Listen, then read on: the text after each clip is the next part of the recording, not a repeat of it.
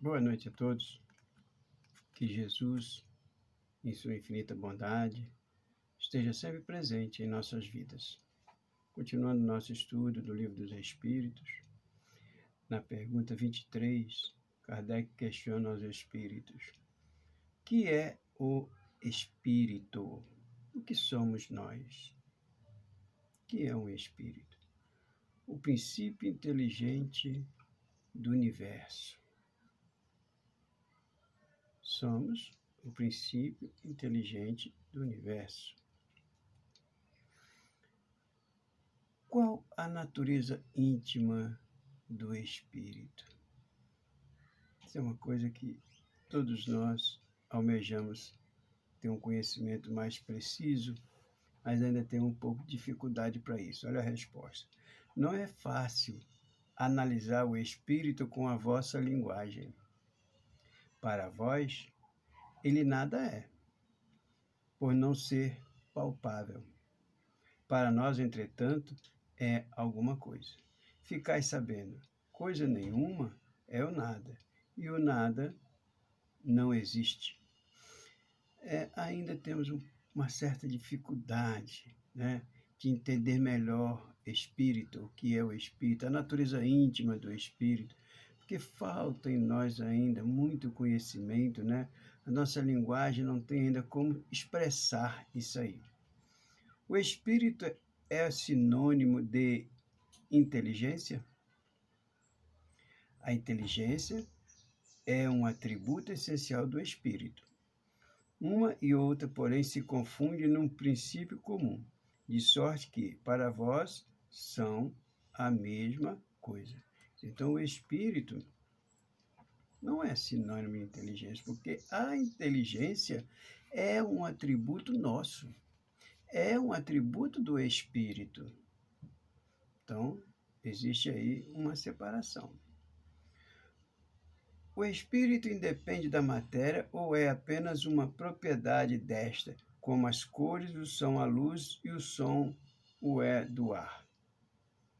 São distintas uma das outras, mas a união do espírito e da matéria é necessária para intelectualizar a matéria.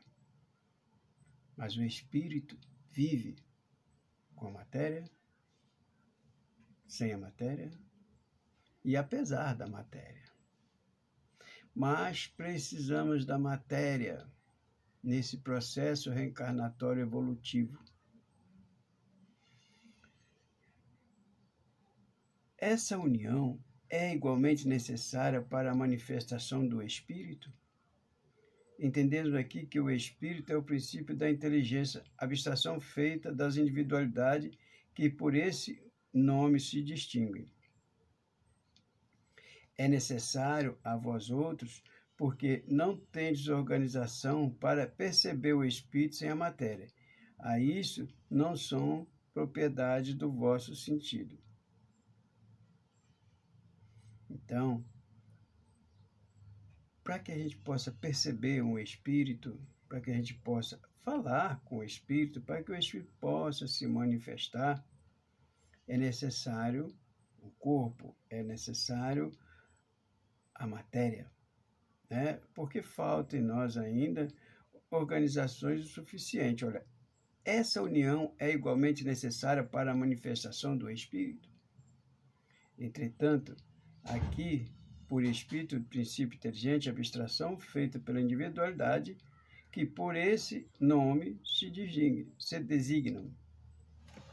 Poder-se-á conceber o espírito sem a matéria e a matéria sem o espírito?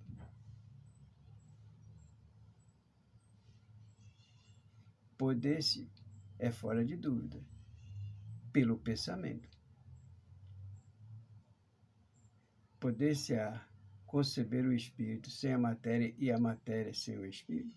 Quer dizer, podemos se comunicar, podemos sentir um espírito, podemos entender um espírito ao nosso redor sem a matéria? Porque falamos antes que precisa da matéria, né? Olha a resposta, de novo, né? Poder-se-á, é fora de dúvida, pelo pensamento. Quando nós estamos com a nossa mente aguçada, com os nossos pensamentos aguçados, quando nós estamos em sintonia com o plano maior, nós podemos se comunicar com os nossos entes queridos através do pensamento. Isso é algo muito importante. Nós, na maioria das vezes, não damos muita atenção para isso. Há, então, dois elementos gerais no universo, a matéria e o espírito. Então, existem dois elementos, matéria e espírito?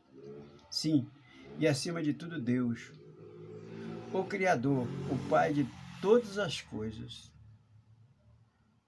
Deus, espírito e matéria, constitui o princípio de tudo o que existe, a Trindade universal, Deus, espírito e matéria. Mas ao elemento material se tem que juntar ao fluido universal, que desempenha o papel de intermediário entre o espírito e a matéria propriamente dito. Esse fluido universal, mais para frente nós vamos falar bastante dele, e é bom a gente sempre lembrar que o fluido universal vai estar sempre em toda parte. Mais para frente nós vamos entender por quê. Olha como é interessante, que o fluido universal que desempenha o papel de intermediário entre o espírito e a matéria propriamente dita. Por demais, grosseira para que o espírito possa exercer ação sobre ela. Embora, de certo ponto de vista, seja lícito classificá-lo como elemento material, ele se distingue desde por propriedades especiais. O fluido universal fosse positivamente matéria, a razão não haveria para que também o espírito não fosse. Quer dizer, esse fluido universal é o princípio, é o que liga o espírito e a matéria. Ele está por toda parte. Esse fluido será o que designamos pelo nome de eletricidade? Dissemos que é suscetível de inúmeras combinações. O que chamar de fluido elétrico, fluido magnético, são modificações do fluido universal, que não é, propriamente falando, senão matéria mais perfeita, mais sutil e que pode ser considerada independente. Pois que o espírito é, em si, alguma coisa, não seria mais exato e menos sujeito à confusão dar aos dois elementos gerais as designações de matéria inerte e matéria inteligente? As palavras pouco importam. Compete-vos a vós formular a vossa linguagem da maneira que vos entendeis. As vossas controvérsias, porém, quase sempre, de não vos entendeste acerca dos termos que empregais, por ser incompleta a vossa linguagem para exprimir o que não vos fere os sentidos. Quer dizer, podemos chamar como achar melhor. Matéria inerte e matéria inteligente. O que é a matéria inerte? É o meu corpo. O que é a matéria inteligente? Eu, o espírito.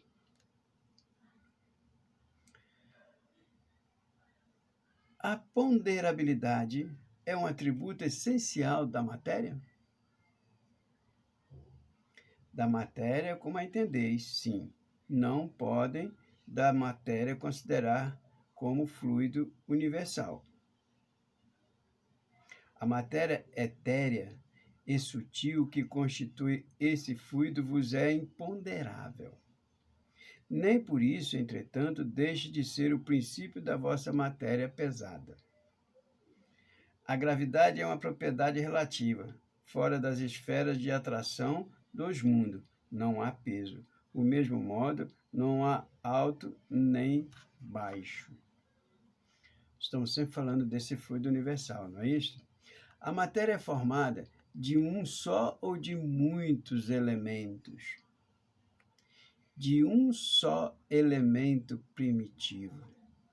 Os corpos que considerais simples não são verdadeiros elementos, são transformações da matéria primitiva. Matéria primitiva, isso chama atenção. Fluido quase universal chama atenção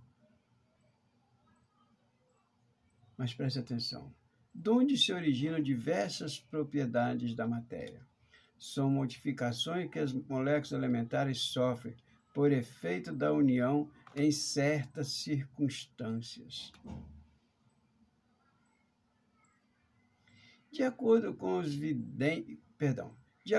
o que vindes a dizer, os sabores, os odores, as cores, o som, a qualidade venenosa ou salutar dos corpos não passam de modificação de uma única substância primitiva? Sem dúvida. O que só existe devido à disposição dos órgãos destina-se a percebê-la. Olha só que nota interessante. A demonstração deste princípio se encontra no fato de que nem todos percebemos as qualidades dos corpos do mesmo modo. Enquanto que uma coisa agrada ao gosto de um, para o outro é detestável. O que uns veem azul, outros veem vermelho.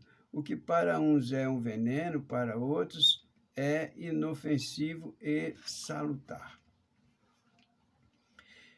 Essa resposta, olha só, sem dúvida, o que existe devido à disposição dos órgãos destinados a percebê-lo. Quer dizer, então, é sempre originado de uma única substância primitiva, fluido cósmico universal.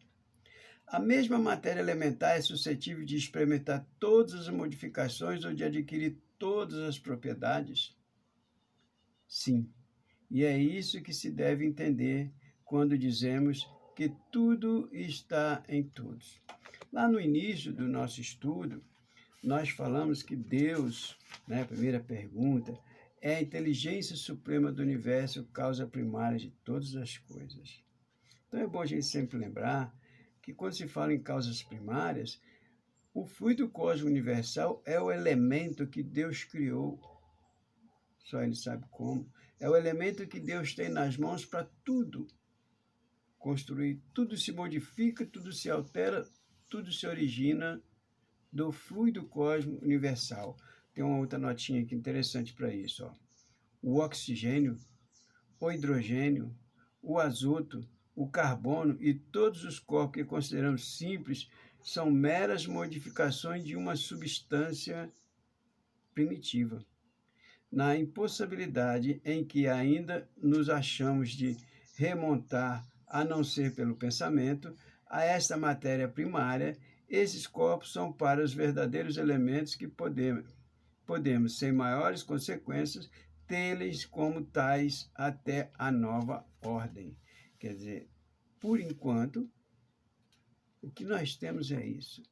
Apenas que temos o fluido cósmico universal, elemento único para que através das suas modificações e transformações tudo se origina.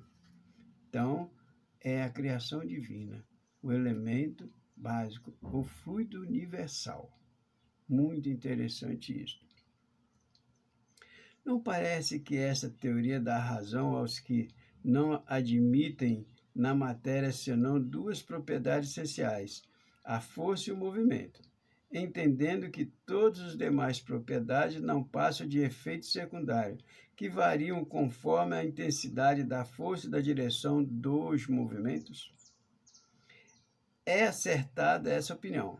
Falta somente acrescentar e, conforme a disposição das moléculas, como a mostram, por exemplo, um corpo opaco, que pode tornar-se transparente e vice-versa. Muito interessante isso aí, não é?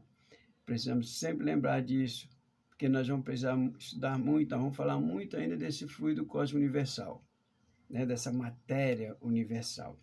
As moléculas têm uma forma determinada? Certamente, as moléculas têm uma forma, porém, não sois capaz de apreciá-la. Essa forma é constante ou variável? Constante e das moléculas elementares primitivas, variável e das moléculas secundárias, que mais não são do que a aglomeração das primeiras, porque o que chamar de moléculas ainda está da molécula, ainda está da molécula elementar constante e das moléculas elementares primitivas, variável e das moléculas secundárias, que mais não são do que a aglomeração das primeiras, porque o que chamais de moléculas longe ainda está da molécula elementar. Quer dizer, nós ainda não temos uma ideia precisa do que é realmente as moléculas. Segundo os espíritos, ainda estamos longe, né, de entender e de ver, né, de ter a noção exata de como elas são, porque ainda assim são transformações. O espaço universal é infinito ou limitado? Infinito. Supõe-se limitado que haverá para lá dos seus limites. Quer dizer, se você imaginar que o espaço é limitado, ele é até ali, e o que tem dali para lá? Então ele é ilimitado, né? Isso te confunde a razão, bem eu sei. No entanto, a razão te diz que não pode ser de outro modo. O mesmo se dá com o infinito de todas as coisas. Não é na pequenina esfera em que vos chamais, que vos achais que podereis compreendê-la. Supondo-se um limite no espaço, por mais distante que a imaginação o coloque, a razão diz que, além desse limite, alguma coisa há, e assim gradativamente até o infinito. Porquanto, embora essa alguma coisa fosse um vazio absoluto, ainda seria espaço. O vácuo absoluto existe em alguma parte do espaço universal? Não, não há o vácuo. O que te parece vazio está ocupado por matéria que te escapa os sentidos e os instrumentos. A gente fica se questionando, mas para que a gente está estudando isso aí, essa coisa de matéria? A gente ainda tem dificuldade de entender isso e de entender por que Kardec faz todo esse tipo de questionamento. É que nós estamos evoluindo, estamos crescendo, estamos progredindo e precisamos adquirir todos os conhecimentos necessários. Precisamos ter uma ideia precisa de como funciona o universo. Precisamos ter uma ideia precisa de como a vida se completa, como a vida cresce, como a vida caminha, para onde vamos, o que fazemos. Então, é muito importante a gente ter essa ideia precisa, adquirir esses conhecimentos, saber por que da matéria, por que precisamos da matéria. Tudo isso é muito importante para todos nós.